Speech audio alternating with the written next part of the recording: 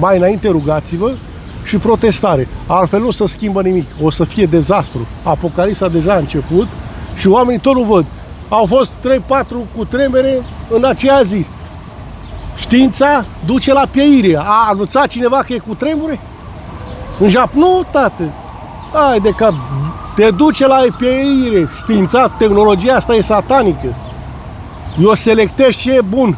O predic, dar nu am eu treabă cu nebunilor. Și nu mai e rușine, nu mai are respect.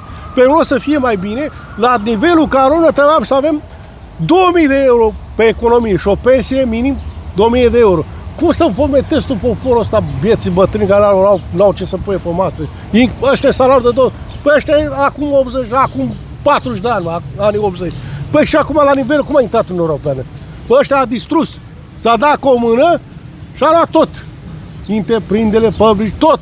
Aveam gaze, tot.